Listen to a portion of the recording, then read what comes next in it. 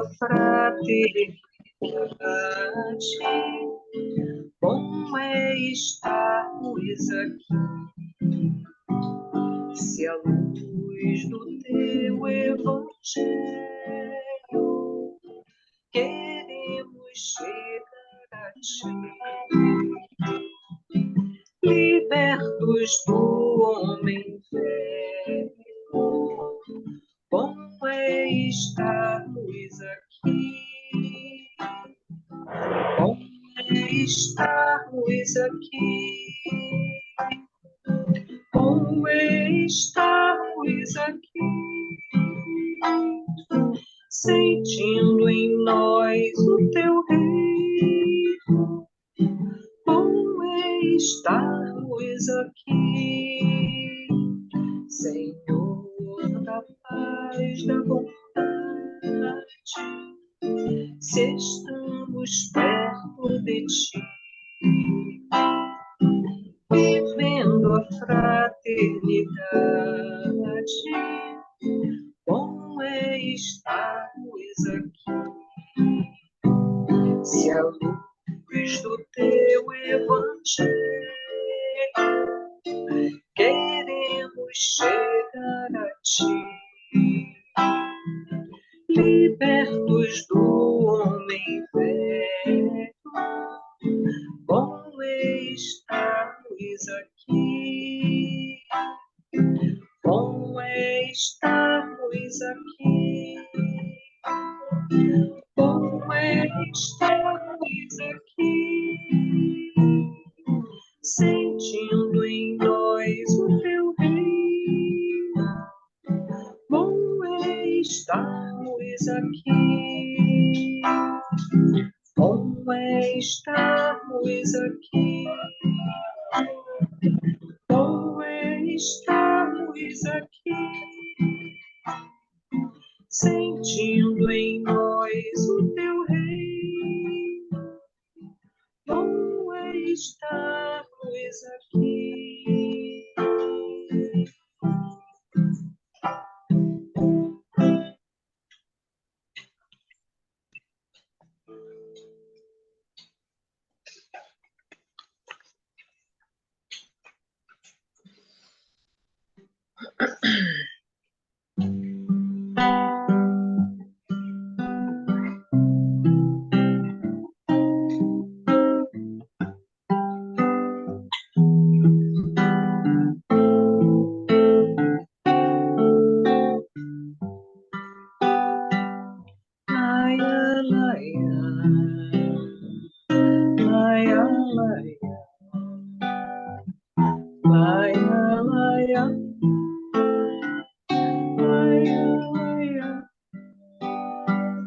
Tua mensagem, divino mestre, é a mensagem de paz e amor. Levanta o fraco, anima o forte, traz sempre alívio ao sofredor. Na tua senda, o caminheiro não sente o peso da sua cruz, porque fitando o céu e te sentindo, Mestre Jesus, tua mensagem, divino mestre, é a mensagem de paz e amor. Levanta o fraco, anima o forte, traz sempre alívio ao sofredor. Na tua senda, o caminheiro não sente o peso a sua cruz, porque caminha gritando e te sentindo, Mestre Jesus, laia, laia, laia, laia, laia, laia, laia, laia.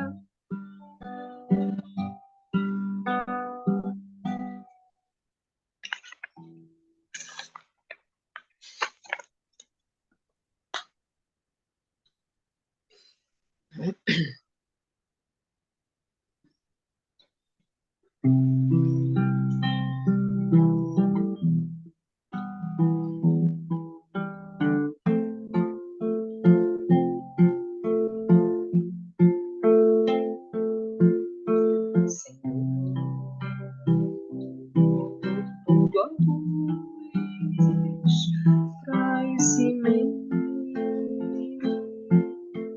paz. Tu és a verdade, o caminho.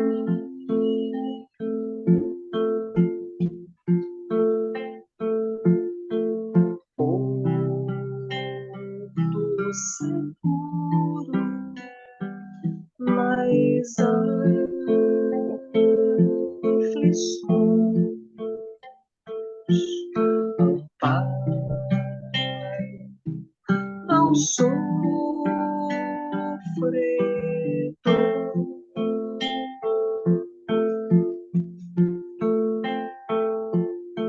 suave eu julgo por teu amor.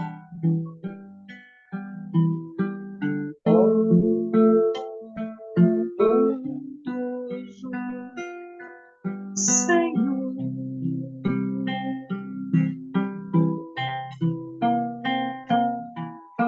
suave eu julgo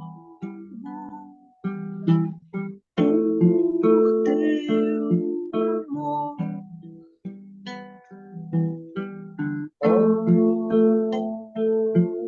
Bondoso Senhor,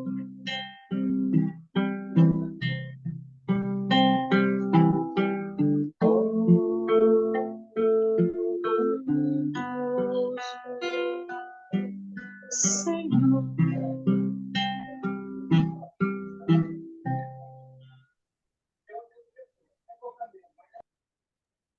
Bom, amigos, boa tarde a todos, sejam todos bem-vindos. E aí, eu queria saber se tem algum voluntário para fazer a nossa página de abertura e nossa prece. Alguém que se voluntaria? Ninguém? Lúcia quer fazer hoje? Ah, não, Pepita. Tem que um Não, dia treinar. é o pessoal que gosta de ler outro livro, né?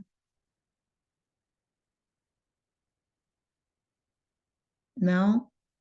Bom, Verônica, Glória, alguém gostaria de fazer? Posso fazer.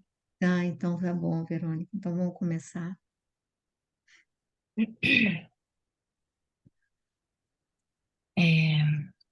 Neste momento, nós queremos elevar o nosso pensamento a Jesus, buscar nos envolver com essa equipe que tutela os trabalhos da tarde, os estudos deste livro, para que possamos ambientar os nossos corações, as nossas mentes, nos afinizar com essas melhores vibrações, para que o estudo possa fazer sentido em nós, para com as pessoas que estão ao nosso lado, para que possa frutificar em nossas ações, em nossos pensamentos, em nosso comportamento. E assim pedimos que Jesus, Mestre querido, derrame suas vibrações, suas bênçãos em cada um de nós. Jesus, que derramava suas bênçãos, suas energias, mesmo aqueles que estavam de longe, podiam receber e se envolver com o seu pensamento. Assim nós pedimos, a tua presença, a tua misericórdia se faça em cada um de nós, iluminando nossos pensamentos, o nosso raciocínio, para que essas luzes possam se fazer presentes em nosso sentimento, para que possa minimizar um pouco das sombras que ainda está tão presente em nós.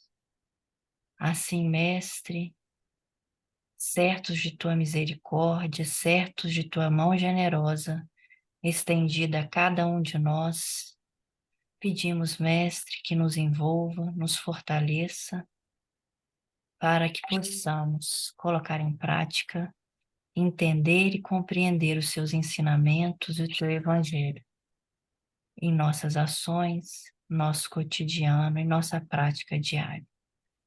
Muito obrigada, Jesus, que assim seja.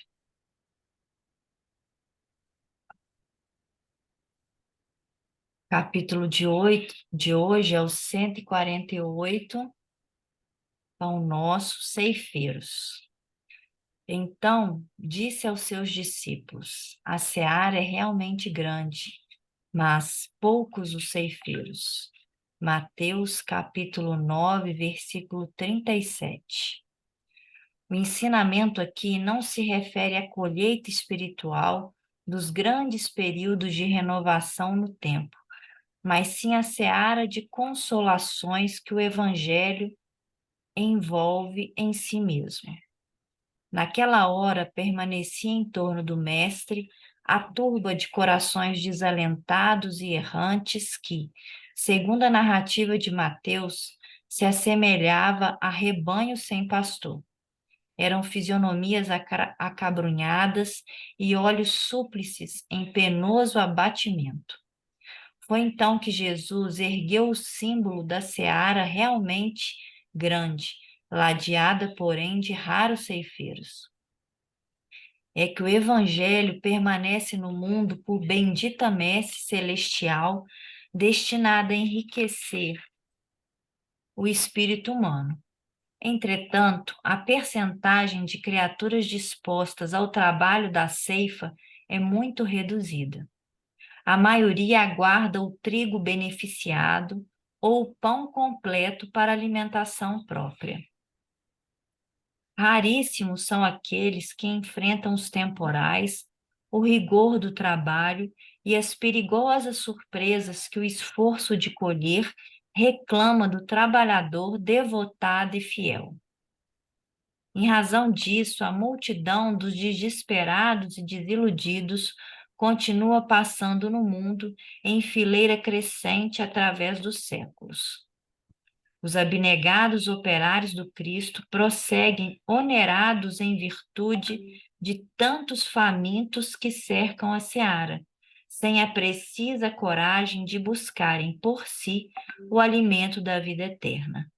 E esse quadro persistirá na terra, até que os bons consumidores aprendam também a ser bons ceifeiros. Bom, essa página, né, em que ele vai trabalhar esse versículo aqui, em que Jesus fala que a seara é realmente grande, mas poucos os ceifeiros. Aí Emmanuel pontua aqui, né, quando ele quer trazer essa explicação, ele vem falar que esse ensinamento não se refere à colheita espiritual dos grandes períodos de renovação do tempo, né? Porque de tempos em tempos é necessário fazer, digamos, né, com a transição, com os diversos ciclos que nós passamos, nós e todos, né, no mundo, se passa por diversos ciclos, e aí são períodos de renovação necessária, em que vai se separar o joio do trigo, e aí cada um vai receber de acordo com aquilo que produziu. Aí ele está falando inicialmente que não se trata aqui, esse versículo, desses períodos de renovação, igual a gente vem passando aqui por um processo já de renovação na Terra, mas sim ele vai se referir, como ele coloca aqui, queria saber quando ele falava da Messe,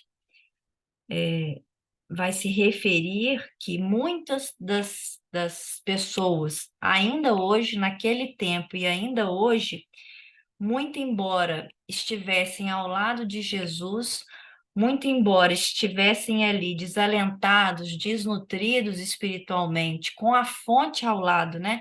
Com Jesus ao lado, e nós aqui com a fonte, que seria o evangelho que ele deixou para nós, para solucionar todos os enigmas humanos, todos os problemas, para diminuir o sofrimento, todas as nossas angústias, nós ainda não bebemos dessa água, porque ele coloca aqui que ainda permanecemos súplices e acabrunhados, sem nos valer desse manancial, né? Deixa eu ver aqui. E aí ele vai falar por quê. Porque a maioria dos homens permanece no mundo apenas pedindo, apenas querendo, sem se dispor a realizar o trabalho que não é fácil, né? Esse trabalho de autoconhecimento e de autoeducação íntima não é fácil. E aí, como ele coloca aqui, a maioria aguarda o trigo beneficiado ou o pão completo para alimentação própria, ou seja, não estamos dispostos ainda ao sacrifício, não estamos dispostos ao esforço, não estamos dispostos ao trabalho de autoeducação, né? Nós queremos que alguém resolva o nosso problema, queremos que Deus resolva o nosso problema, ou que a espiritualidade conserte fulano de tal, melhore ciclano, mas nós ainda não nos dispomos a fazer a nossa parte, né? Aquilo que realmente precisamos. Aí ele coloca: raríssimos são aqueles que enfrentam os temporais, o rigor do trabalho e as perigosas surpresas que o esforço de colher reclama do trabalhador devotado e fiel. Por quê? Porque o ceifeiro, né, como ele coloca aqui, que a seara é grande, mas os ceifeiros são poucos, ou seja, daria para todos trabalhar e todos realizarem a tarefa, mas poucos estão realmente dispostos a realizar essa tarefa, porque essa tarefa demanda sacrifício pessoal, demanda trabalho, demanda esforço, mas ainda nós nos sentimos, sim, gostamos ainda e queremos permanecer onde estamos, muito embora às vezes os nossos lábios digam que não, né? Então, por isso que ele fala que, em razão disso, a multidão dos desesperados e desiludidos ainda permanece, ainda continua passando pelo mundo. E, por fim, ele coloca que os abnegados operários do Cristo prosseguem onerados em virtude de tantos famintos que cercam a terra, né? Aqueles que realmente se dispõem a ceifar e a trabalhar arduamente, sempre permanecem onerados porque estão sempre tentando ajudar a trabalhar por alguém que ainda não tem coragem de buscar por si mesmo o alimento que precisa, né? Em termos aqui, ainda não tem coragem de realizar aquele trabalho difícil de autoburilamento mesmo, né? E aí ele coloca que esse quadro persistirá na Terra até que os bons consumidores aprendam também a ser bons ceifeiros. Então, assim permaneceremos até que aqueles que só querem consumir, só querem receber, estejam realmente dispostos a fazer, né, por si mesmo, a doarem de si mesmo na tarefa, né, que é necessária. Alguém mais? Diga aí.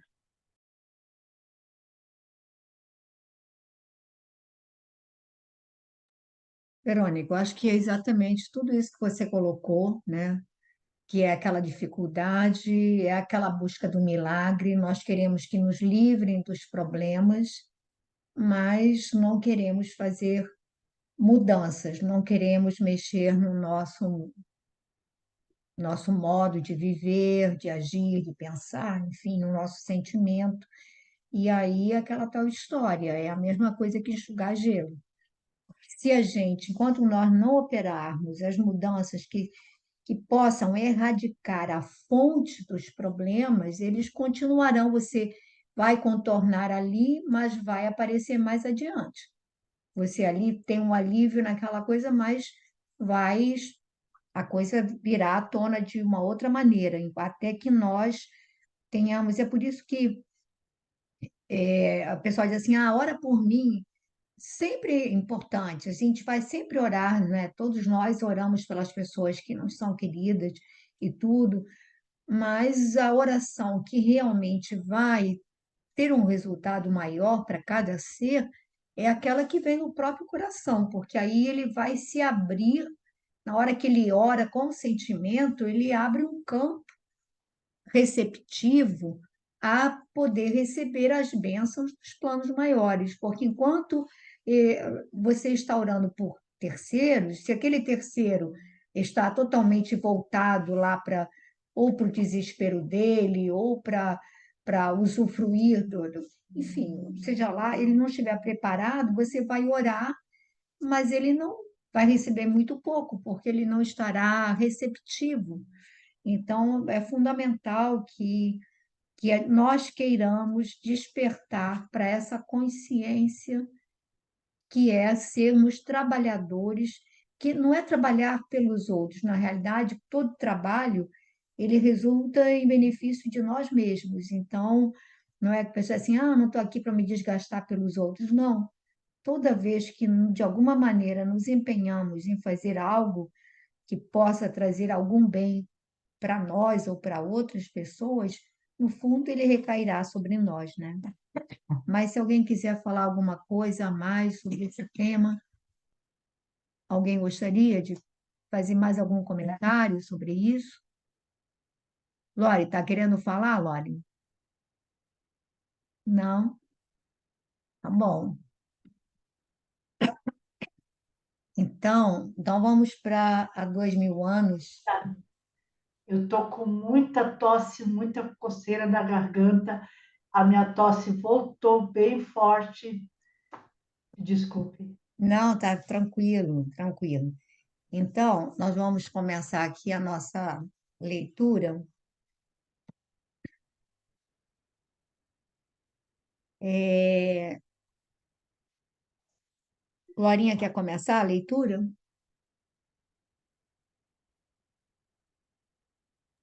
Sim.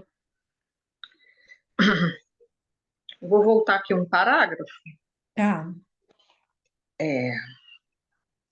A gente vai, na verdade, a gente começaria então a amarga situação, mas eu vou voltar aqui o parágrafo para cima.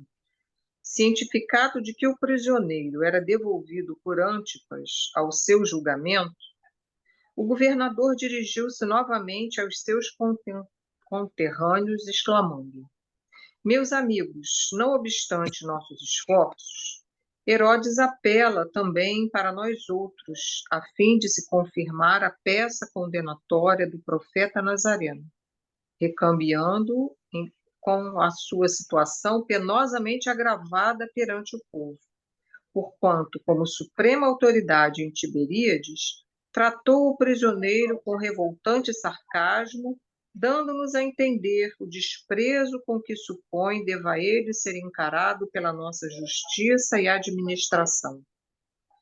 Tão amarga situação contrista-me bastante, porque o coração me diz que esse homem é um justo, mas que fazermos em semelhante conjuntura? Da câmara isolada, onde se reunia o apressado e reduzido conselho de patrícios, podiam observar-se os ecos rumorosos da turba amotinada, em espantosa gritaria. Um ajudante de ordens do governador, de nome Políbios, homem sensato e honesto, penetrou no recinto, pálido e quase trêmulo, dirigindo-se a Pilatos. Senhor governador, a multidão, enfurecida, ameaça invadir a casa, se não confirmardes a sentença condenatória de Jesus Nazareno, dentro do menor prazo possível. Mas isso é um absurdo, retrucou Pilatos, emocionado. E afinal, o que diz o profeta em tais circunstâncias? Sofre tudo sem uma palavra de recriminação e sem um apelo oficial aos tribunais de justiça? Senhor, replicou Políbios, igualmente impressionado. O prisioneiro é extraordinário na serenidade e na resignação. Deixa-se conduzir pelos algozes com a docilidade de um cordeiro e nada reclama, nem mesmo o supremo abandono em que o deixaram quase todos os diletos discípulos da sua doutrina. Comovido com os seus padecimentos, fui falar-lhe pessoalmente e, inquirindo-o sobre os seus martírios, afirmou que poderia invocar as legiões de seus anjos e pulverizar toda Jerusalém dentro de 1 minuto, mas que isso não estava nos desígnios divinos, e sim a sua humilhação infamante, para que se cumprissem as determinações das Escrituras. Fiz-lhe ver, então, que poderia recorrer à vossa magnanimidade, a fim de se ordenar um processo dentro de nossos dispositivos judiciários, de maneira a comprovar sua inocência, e, todavia, recusou semelhante recurso, alegando que prescinde de toda a proteção política dos homens, para confiar tão somente numa justiça que diz ser a de seu Pai que está nos céus. Para, Quer né, Pepita? comentar? Comenta, tem muita coisa aí, Clarinha. Então, aqui a gente vê que, na verdade, aquele conselho, né, que estava reunido Só piorou. não queria tomar uma decisão de condená-lo, né? O próprio Pilatos buscou a todo tempo tentar promover um julgamento mais justo, né, dentro do que os romanos poderiam fazer por ele, né, por Jesus. Mas, diante da ameaça da multidão, e a gente sabe que todo governante, ele, de uma certa maneira, ele teme uma multidão enfurecida e irada, né? Porque as consequências podem ser desastrosas, né? Então, ele fica assim até sem entender porque Jesus não recorre a um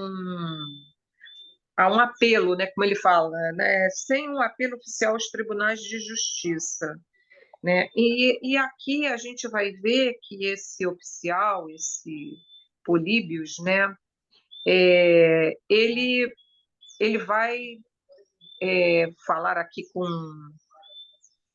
deixa-se conduzir pelos algozes com a docilidade de um cordeiro, né? É o que Jesus se intitulou, né? O Cordeiro de Deus, diante daqueles sacerdotes que bem entendiam o que ele queria dizer com isso, né? Porque ele se entregava à imolação e ao martírio nas mãos daqueles que deveriam ser os protetores da lei, né, da lei mosaica, da justiça dos judeus, né? Mas, e aí o Políbios fala isso, né, que ele se deixava, se entregava com a docilidade de um cordeiro, né, e nada reclamava. E outra coisa que também, né, que ele vem trazer para o Pilatos é que Jesus mostra para ele que aqui ele diz assim, afirmou que poderia invocar as legiões dos seus anjos. A gente sabe que Jesus poderia, né, naquele momento ali, com todo o poder que ele tinha, ele podia fazer uma verdadeira, vamos dizer, demonstração, né, da sua superioridade, mas ele com a sua com o seu instinto, com a sua maneira pacífica, com a sua mensagem de paz, né? Ele não seria contraditório, seria totalmente e além do mais também ele vai mostrar que ele se deixa levar ao martírio para que se cumprissem as determinações das Escrituras. Eu olhei ali, aí procurei alguma coisa e vi que em Isaías tem exatamente essa descrição, né, dizendo que ele seria humilhado, imolado. Então, todos os profetas que falavam da sua passagem, né, por esse mundo, dizem que ele seria um injustiçado, que ele sofreria, né, as maiores injustiças. E ele sabe que aquele momento tinha chegado, né? E então ele não quer, ele dispensa toda interferência dos homens, né? Porque ele sabe que ali naquele momento vai se cumprir, né, toda a determinação da sua vinda aqui entre nós, né? E eu acho que eu só tenho isso para falar desse pedaço aqui. Eu acho que é importante aquilo que você falou, né, de Jesus, quer dizer, Emmanuel, ele faz isso aqui, coloca na fala de Políbios, esse Cordeiro de Deus que você já até colocou, e aí a gente vê nos estudos, quando o Haroldo fala dos filhos mais novos, que por ciúme, por inveja, por medo, são sacrificados. Aí ele vai falar do Abel, né, que Caim sacrifica Abel por ciúme, por inveja, aquela coisa toda. Ele vai falar de José, o filho mais jovem daquele, né, aqueles monte de irmãos que é vendido, quer dizer, eles tentam matá-lo, mas acaba sendo vendido. E aí os judeus que teriam obrigação moral de conhecer o Messias por causa das Escrituras, que a gente vai ver que ele é anunciado, inclusive,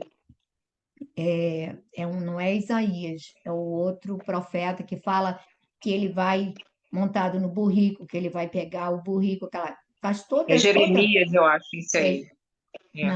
não é Jeremias, é um outro profeta. Agora me falha o nome, mas não é esse.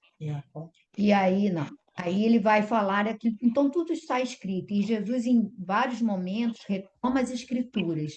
E eles, conhecedores das Escrituras, mas não interessava a verdade para eles, porque ela vinha de um jeito que eles não a queriam. Eles queriam realmente alguém que os libertasse da opressão momentânea, e não um Messias que viesse a falar de uma implantação de um reino divino dentro do coração, porque isso tem a ver com a página inicial que a Verônica leu, que é a dificuldade da gente arrancar as nossas tendências, ou melhor, transmutá-las, burilá-las para tentarmos sermos melhor. E uma outra coisa que me chamou a atenção aqui, também, vocês repararam que mesmo personagens que são de aparentemente insignificantes no decorrer da história, da narrativa, toda vez que Emmanuel reconhece como um espírito de uma certa nobreza, ele faz questão de referendar aquele ser como alguém digno, que é o caso da mulher de Pilatos, quando ele fala dela como uma nobre senhora, etc. e tal.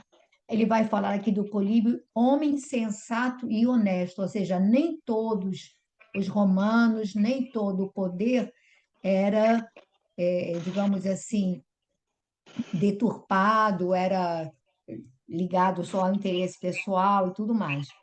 E depois, quando ele vai falar o Pilatos vai dizer que isso é um absurdo, afinal, diz o profeta, em tais circunstâncias, sofre tudo sem uma palavra de recriminação e sem apelo oficial aos tribunais da justiça. Ele vai dizer que sim.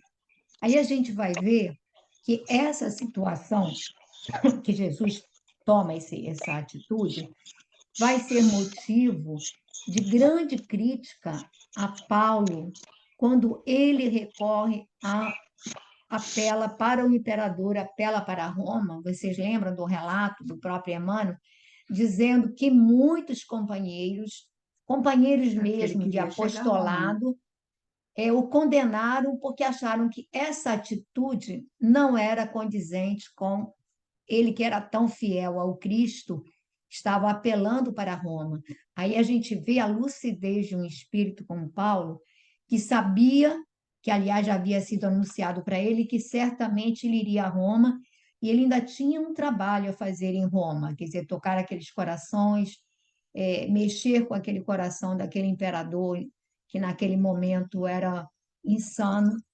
E aí a gente vê que a lucidez, digamos assim, que cada um tem um propósito, e mesmo a gente tendo uma diretriz de acordo com o Evangelho, cada um tem um tempo para executar essa diretriz, assim, a proposta. E aí me chamou a atenção porque é por causa disso que Paulo vai ser altamente criticado pelos seus companheiros de apostolado, que não é por qualquer pessoa do povo, é só pelos próprios companheiros de apostolado que ele é criticado. E aí a gente vai ver também que, como ele diz aqui, quando ele diz assim, comovido com seus padecimentos, fui falar-lhe, quer dizer, o Políbios ainda, e ele vai falar tudo isso que você já falou, da sua humilhação, de tudo isso, desse poder. E aí, não, acho que não vou forçar mais aqui, que tem outras coisinhas, mas aí para a gente não demorar mais tempo aqui. Mas é impressionante a gente ter essa visão dos acontecimentos, né, e das posições do próprio Públio Lentulus naquela época, quer dizer, do nosso Emmanuel, e do próprio Pilatos, né? Então, vamos prosseguir aqui a leitura. E dá pouca também evolução nossa, né? Porque eu acho que se ele fosse hoje, nós não crucificaríamos, que já não existe mais esse tipo de morte, mas com certeza também não aceitaríamos, né? Não compreenderíamos, e ele estaria sujeito a outros tipos de situações, mortes, prisões, seja lá, né? Sim, com certeza, Verônica. E nós não o crucificaríamos, mas dependendo do povo, aonde ainda existe esse processo tipo de lapidação ou de condenação à morte, provavelmente seria condenado porque ele vinha, ele não era, como eles dizem, um revolucionário no sentido de querer a desordem, mas ele vinha trazer uma proposta de valores muito diferentes daqueles que interessavam aos poderes e ao povo como um todo também, né? Porque dá trabalho, né? A gente se perceber em erro e querer corrigir é algo que é trabalhoso e não é fácil, não é? Eu acho que não é fácil. Mas aí, quem quer ler um pouquinho, quer ler um pouco de Norá? A internet está boa?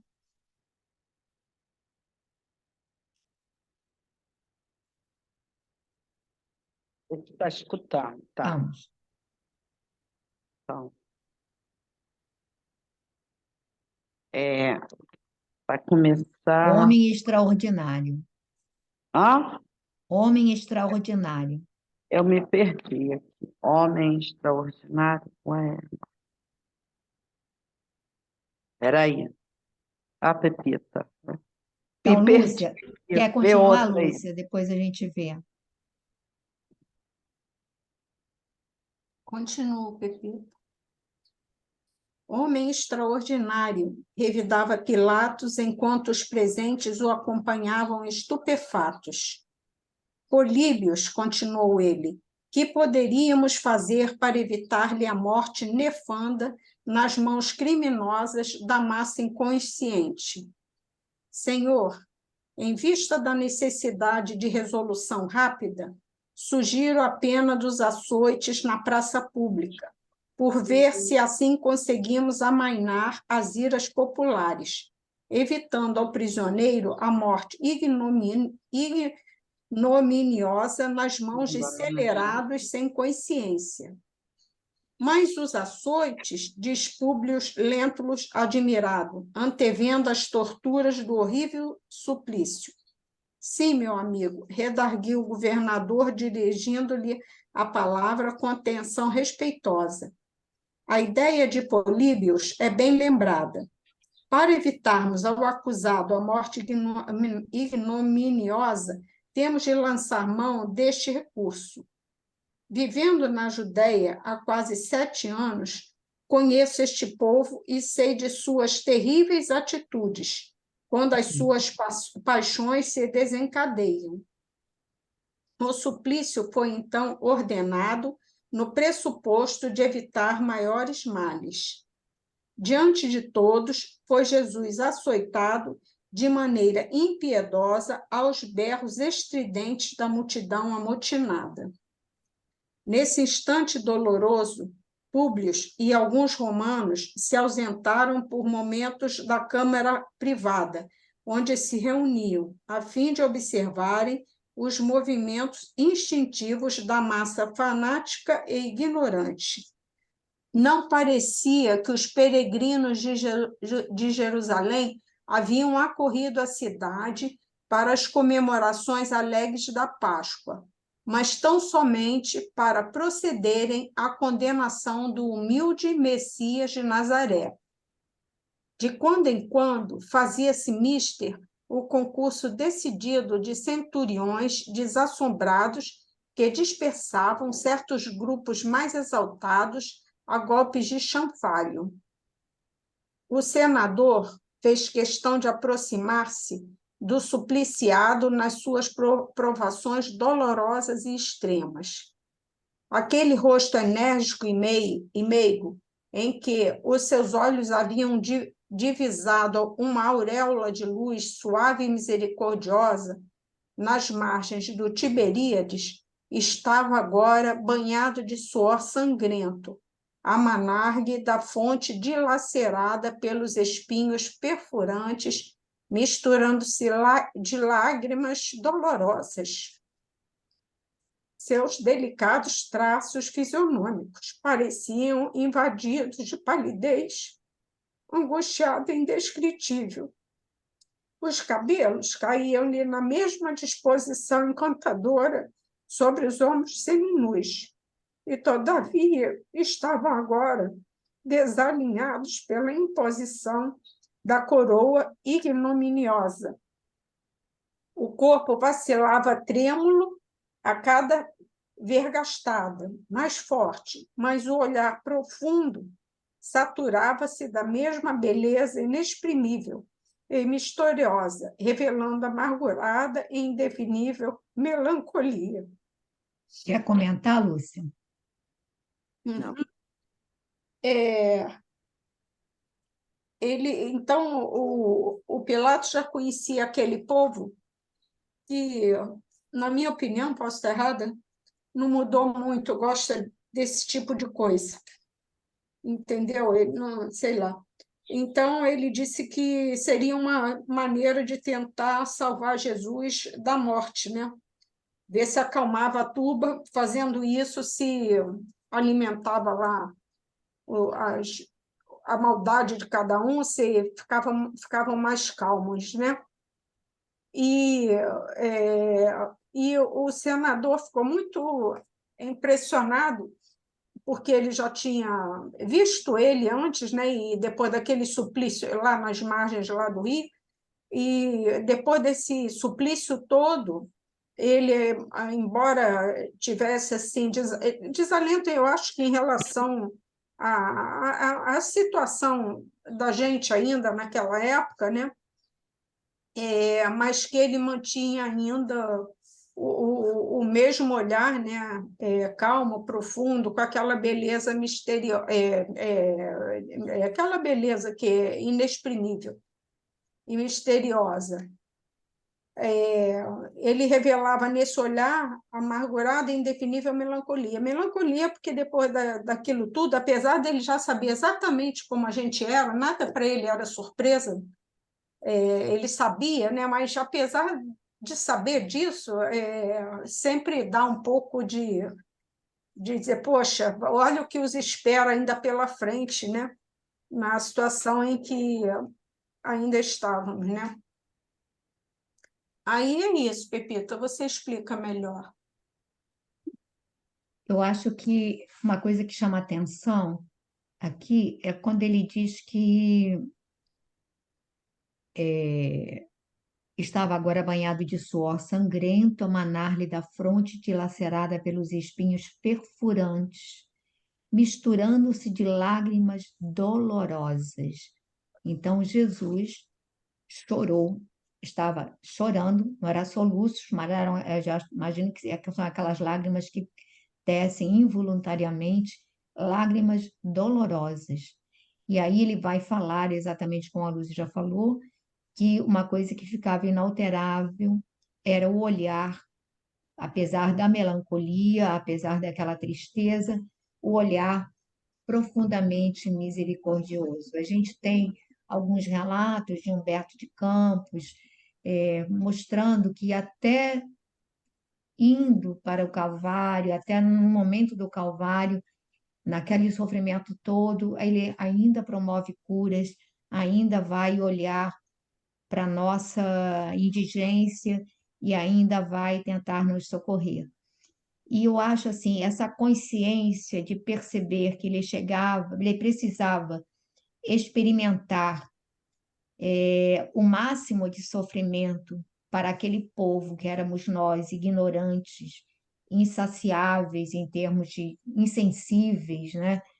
Então, aí a gente vê, e detalhe que a gente vai vendo o desenrolar do processo, e em todos os momentos a gente percebe que tanto Públio Lentulus, que era a maior autoridade, ele era superior ao próprio Pilatos, e o próprio Pilatos reconheciam nesse homem uma alma cândida, uma alma nobre, uma alma superior, mas o convencionalismo social, aos interesses, digamos assim, da posição que eles ocupam, ainda estavam acima dos interesses do coração e do ser humano como um todo, né?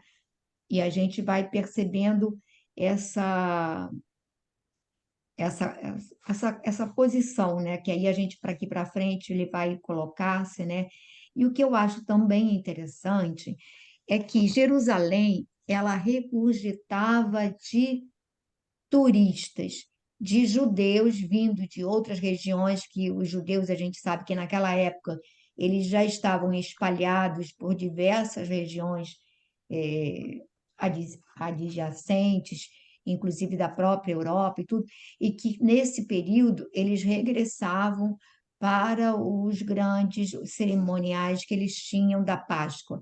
Então a gente pressupõe que se esse era um momento do ponto de vista religioso tão importante para eles, é como se a gente diria o Natal, quer dizer, imagina se todos os cristãos se reunissem para ir num determinado local para festejar o nascimento do nosso Salvador, aquela coisa toda. Então, a gente presume, como ele diz aqui o Emmanuel, que era um momento de felicidade, um momento de alegria para o povo judeu, esse encontro. Então, seria também um momento de maior humanidade, de maior vínculo com o poder divino, não importa que nome tivesse para eles, mas eles acreditavam nesse Deus único, e a gente vai vendo até lá nas próprias, no Decálogo de Moisés, quer dizer, que ele coloca uma série de coisas, quando ele fala de como você tem que tratar o estrangeiro com respeito, com caridade, porque eles também haviam sido estrangeiros por 40 anos no Egito. Então, as recomendações não são desse rigor todo, não. Elas levam à complacência, elas levam à fraternidade, mas o ser humano, eu acho que nós subvertemos a lei, subvertemos os preceitos toda vez que eles não nos interessam. Aí a gente faz do nosso jeito daquilo que nos interessa. Então, eles estavam indo para uma comemoração religiosa de um Deus que ele também pregava justiça, complacência, e, no entanto, bastou assim um acendido, assim, um rastilho de pólvora para aquilo se acender e aqueles corações se inflamaram de um ódio contido, de um ódio ao que é diferente, de um ódio àquilo que vai trazer a lei deles com uma interpretação que não lhes interessava, né? Porque a gente sabe que os tais dos midrashos, eles eram as interpretações lá da Torá deles, e cada rabino tinha uma interpretação peculiar, então eles torciam, né, como convinha.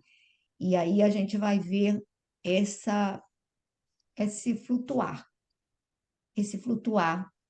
da nossa posição, que a gente sai do racional para um animal feroz. E isso não acabou, porque se você parar para ver, o que nós fizemos na Segunda Guerra Mundial, e eu acredito que isso também aconteceu em outras guerras, verdadeiras atrocidades. Pessoas que eram vizinhas, que se davam bem, que se conheciam, bastou que viesse a denúncia para acusar os judeus, elas atraiçoavam, elas entregavam, elas faziam verdadeiras barbáries, pensavam naquele momento de, nossa, eu vou entregar, né? Aí eu posso me apossar de alguma coisa e tudo mais. E a gente continua vendo isso acontecer, isso não acabou. Então, e eu acho que, assim, em alguns momentos, nós que já estamos com o Evangelho nas mãos, eu digo nas mãos, porque ele não está ainda no coração, devidamente implantado. Nós, muitas vezes, dependendo das circunstâncias, nos deixamos inflamar por colocações que comprometem. A gente se deixa inflamar, quer dizer, você sai de uma posição para outra e não se percebe.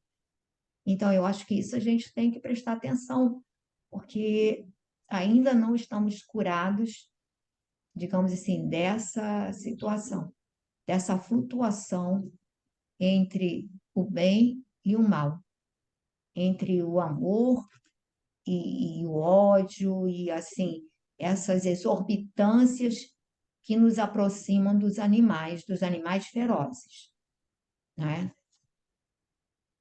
Aí alguém mais gostaria de falar alguma coisa? Repita.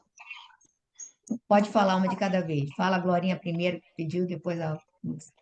Ah, O que não me surpreende, mas eu observei aqui no relato, né, do Emmanuel, que ele, a todo momento, ele mostra um Pilatos emocionado, se mobilizando para amenizar o sofrimento, né, de Jesus, para achar uma solução, digamos assim, diplomática que pudesse conduzir de uma outra forma aquele julgamento, e o Públio Lentulus sempre numa posição mais fria, sabe? Eu vejo assim, tá? Esse é meu olhar aqui. É até na hora que ele fala que vai açoitar para tentar ver se a multidão aceita, né, os açoites no lugar da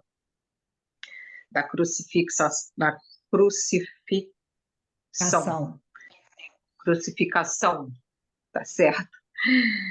O Públio, ele fala mais os açoites. Aqui eu até imaginei assim, será que ele lembrou do Saul, né, que ele mandou, que ele anteviu as torturas, né? Porque ele provavelmente, além do Saul, ele deve ter mandado supliciar outras pessoas, né? e ele sabia bem a dor, né, o, o- a cena, né, tenebrosa que era esse açoitamento. Mas o que me deixa assim é isso, sabe?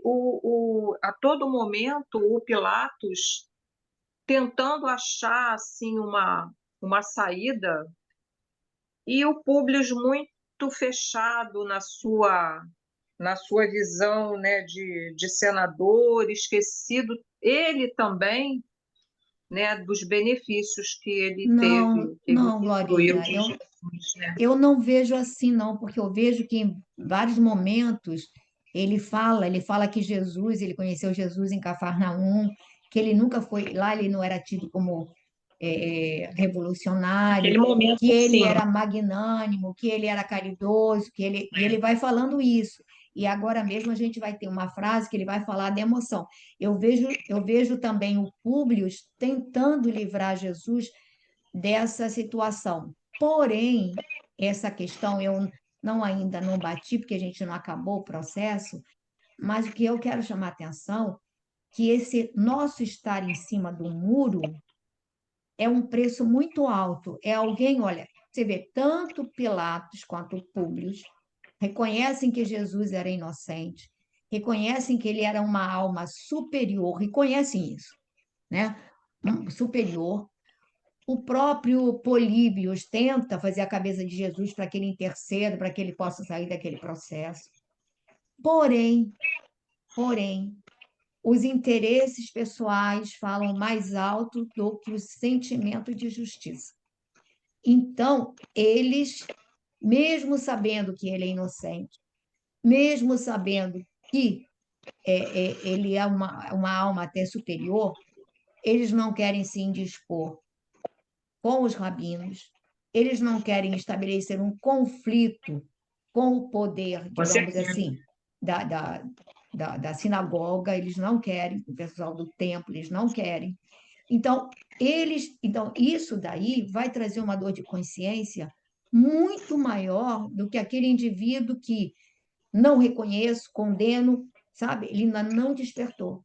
Quer dizer, se eles achassem que ele era assim, não merecia, então eles seriam consciências adormecidas. Mas quanto você mais sabe, mais você tem responsabilidade. Mas tanto o público sabia, como o próprio Pilatos sabiam. Então, isso vai trazer uma tortura muito maior para esses espíritos, é o estar em cima do muro, É. Não, sabe? eu concordo, eu também vejo dessa forma, que eles sabem, mas eu fico assim com o relato do Emmanuel, que ele a todo momento, quando vai falar do Pilatos, ele diz, Pilatos que estava emocionado, e o Pilatos estava angustiado, e o Pilatos estava. E em nenhum momento ele mostra um Públio angustiado, com essa emoção, assim, não sei, sabe? Mas Foi a a maneira emoção, que eu vi. olha só, a emoção do Pilatos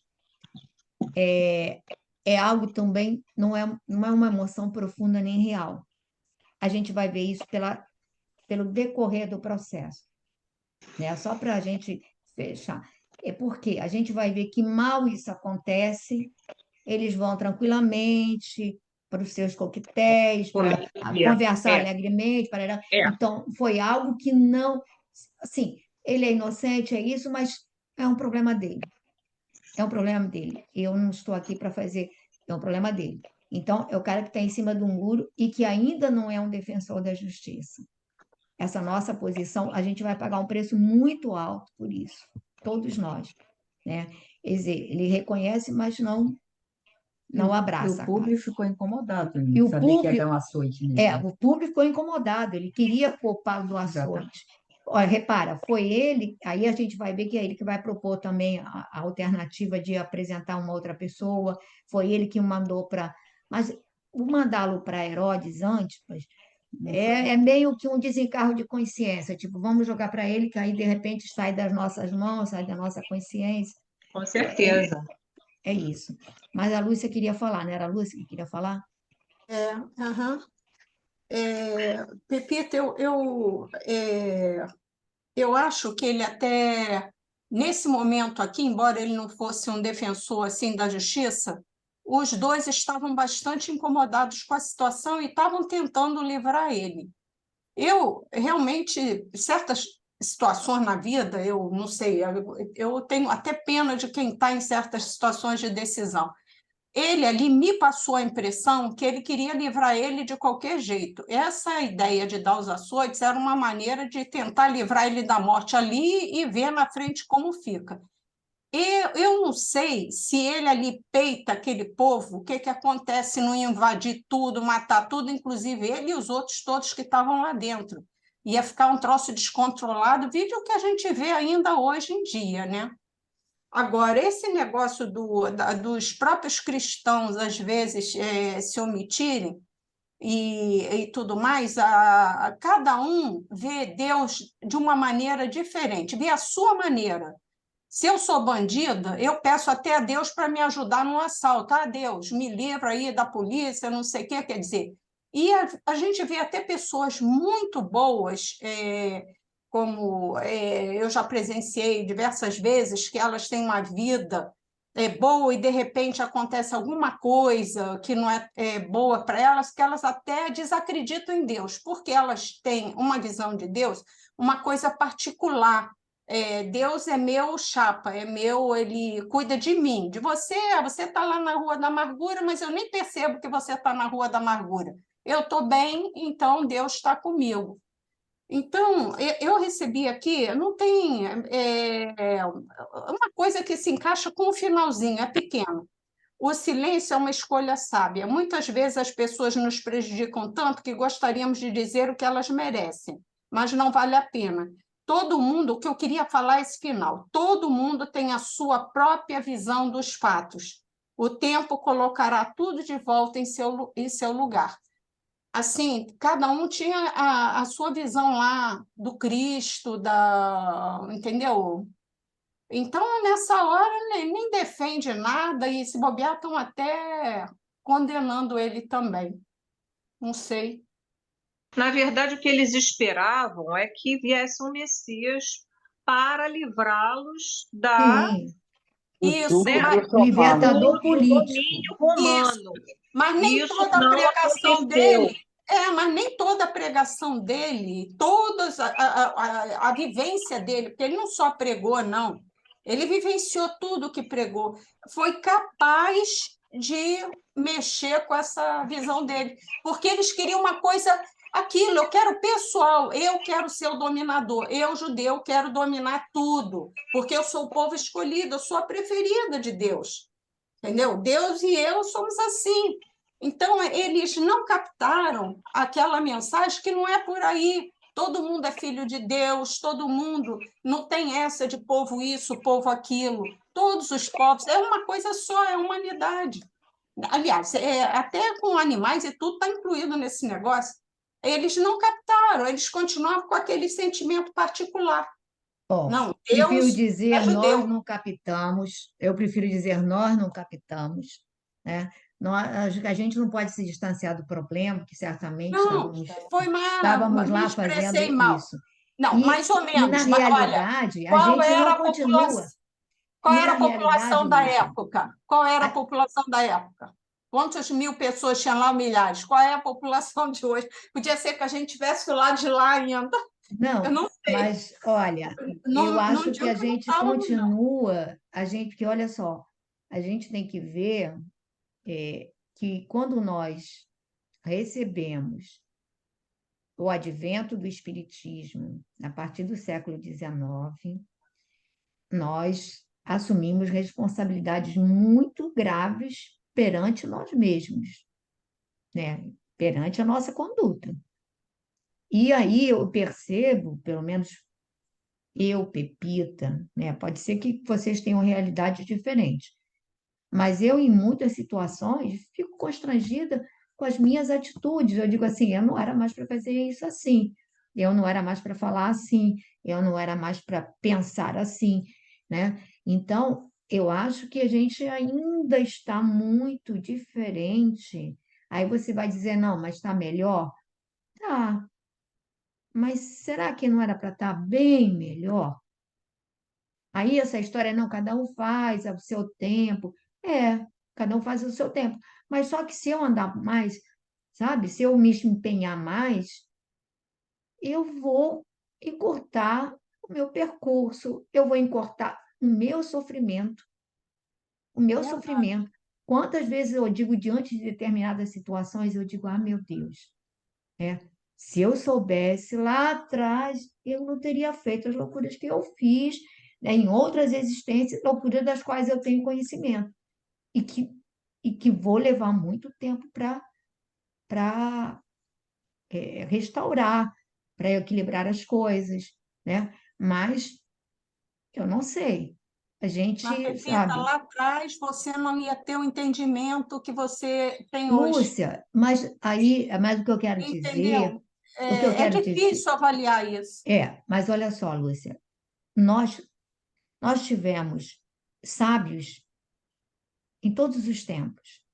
Sim, Nós tivemos um Sócrates, nós tivemos um Platão, nós tivemos Confúcio, nós tivemos Krishna, nós tivemos um monte. No Egito, teve vários, né, iluminados. Em todos os tempos da humanidade, sempre houve seres sinalizando o caminho. Né? A escolha de permanecer como tiranos foi nossa. certamente. Foi nossa. Então, quando a gente cai em si, cair em si, é se dar conta de que, olha, meu Deus, quanta loucura, Isso. quanta barbárie, quanto arrebatamento, quanta, sabe, quanto, é só olhar para o nosso comportamento. Nós somos ainda, temos arrogância, temos síndrome do poder, quero que as coisas sejam do meu jeito, quero assim, quero assado. Se você ainda traz isso, aí você imagina como era, como foi, né? Então, a gente se deparar com isso, você não tinha entendimento. Não tinha porque não queria. Não sei. Não, não, Lúcia, não, em todos os momentos, alguém sempre nos sinalizou o caminho do bem, sem contar que esse sentimento está em nós. No fundo, toda vez que a gente faz besteira, A a gente gente sabe. sabe que está fazendo besteira.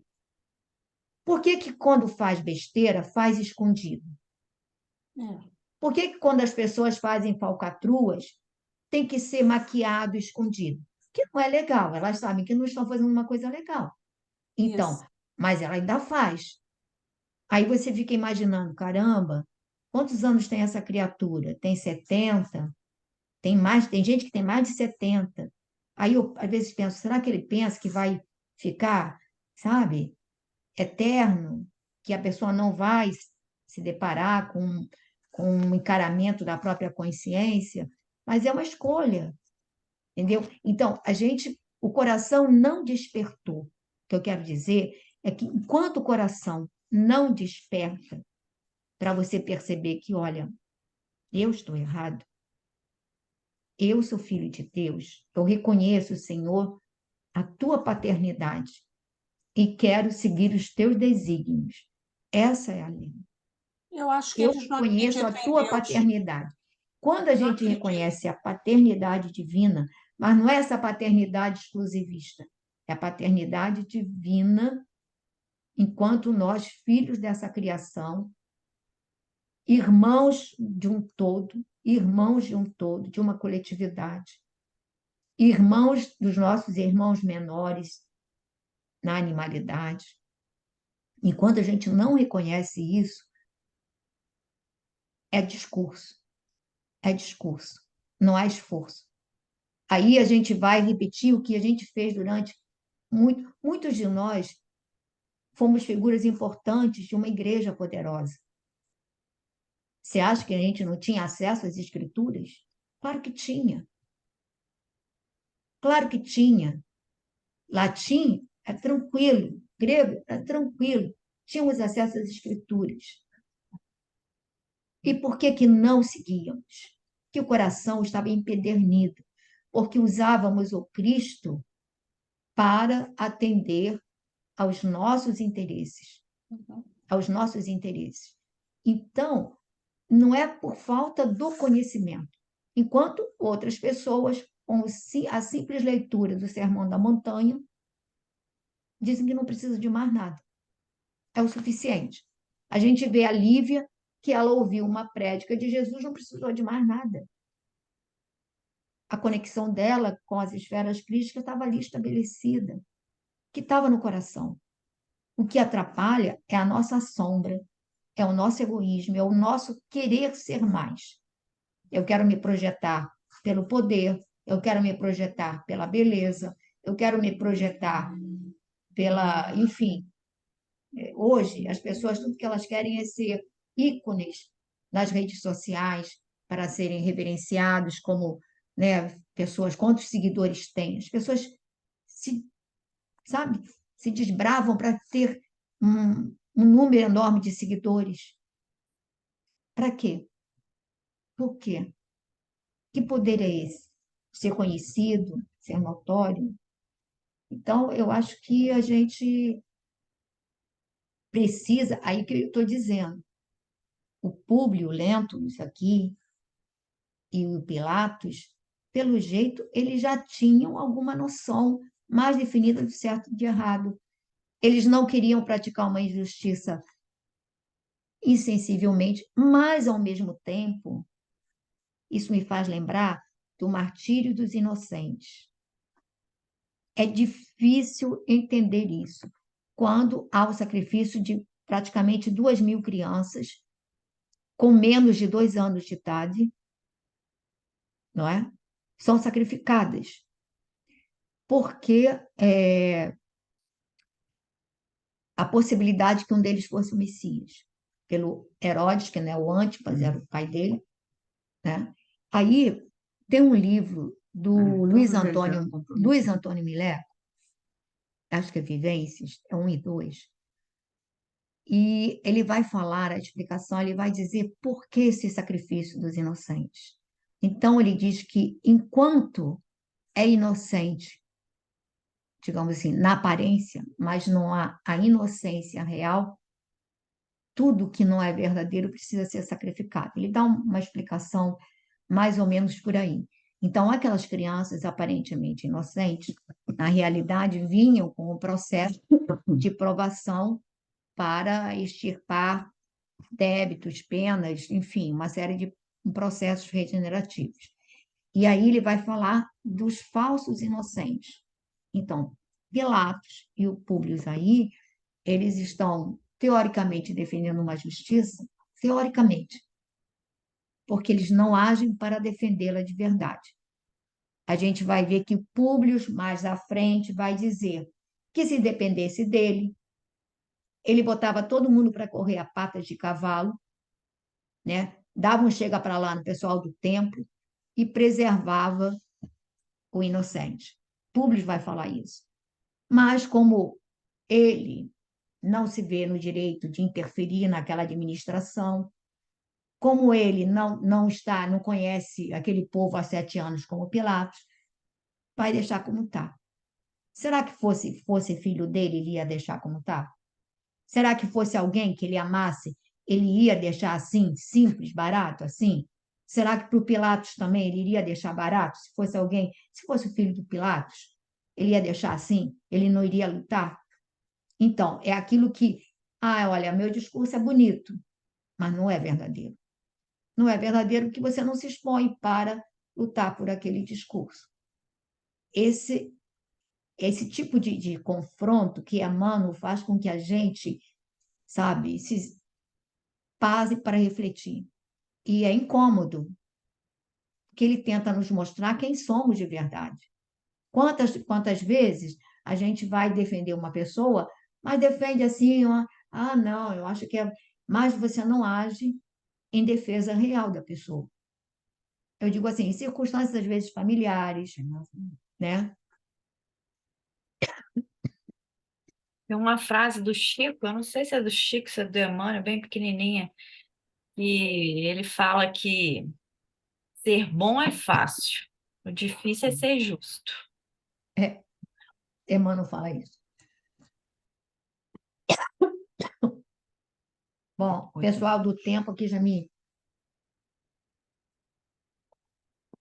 desculpe, eu acho que a gente se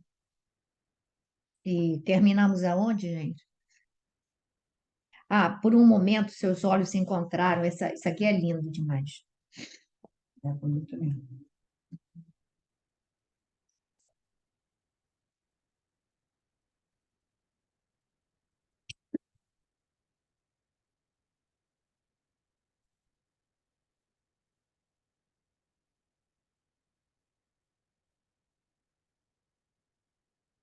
E o amar ao próximo como a ti mesmo já estava em Êxodo, né? Já era um mandamento, Já, né?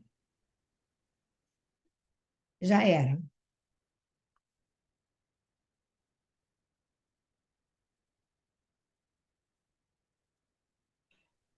Por isso que Jesus disse que tinha vindo para fazer cumprir a lei, né? Amar a Deus e amar ao próximo. Ele falou, aí está toda a lei, né? Mas precisava mais nada, né?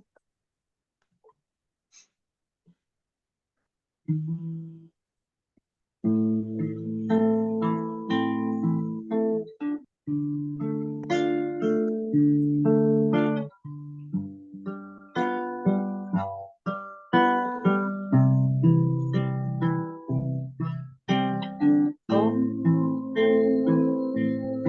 Senhor,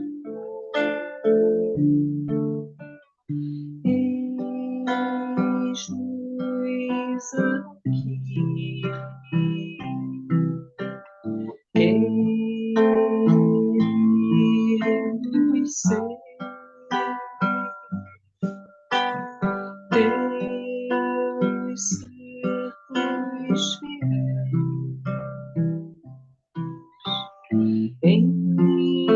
Enche-nos as mãos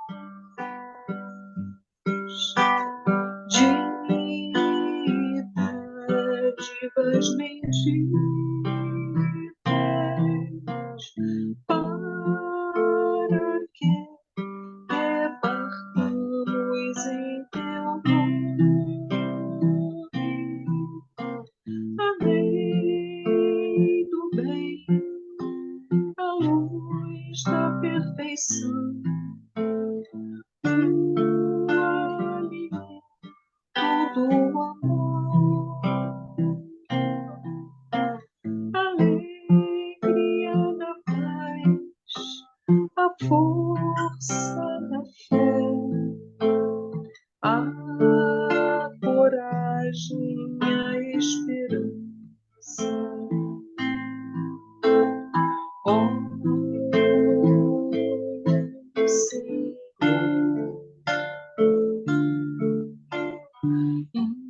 inspiração de nossas vidas, mestre de nossos corações, refúgio de nosso olhar, faze brilhar os teus lindos lauréis em teus servos fiéis. Faze brilhar os teus lindos lauréis em teus servos fiéis.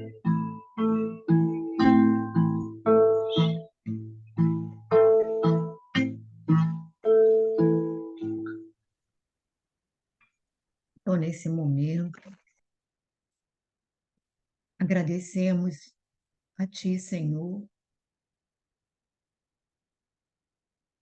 pelo amor com que nos envolves, pela paciência com que nos esperas,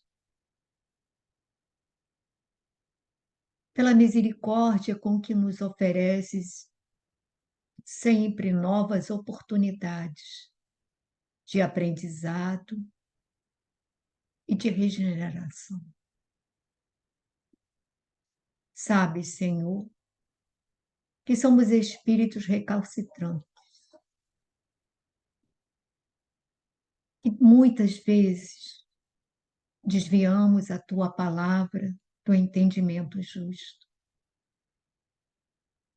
Mas hoje aqui estamos, Mestre, a tentar aprender com os teus mensageiros, teus servos fiéis, a leitura do amor, do teu evangelho de luz. Agradecemos, Senhor, pelo trabalho árduo, pelo sacrifício desses abnegados mensageiros do teu amor, que nos legaram obras tão preciosas, tão importantes, para que a nossa consciência desperte, para que a nossa vontade se fortaleça no desejo de melhorarmos, no propósito de educar-nos. Ajuda-nos, Senhor. Sabes que a nossa fé não é ainda do tamanho de um grão de mostarda. Conheces as nossas fraquezas, as nossas dificuldades, mas também, Senhor, a nossa ignorância. Perdoa-nos, Senhor, pelo muito que te maltratamos, pelo muito que te negamos,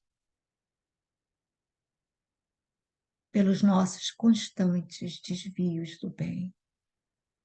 E ajuda-nos, Mestre, como filhos pródigos, a retornar à casa do Pai um dia, com o coração mais trabalhado, mais aprimorado, com a alma despojada das sombras, buscando a tua luz, o teu amor infinito, a compreensão da fraternidade que nos vincula a todos.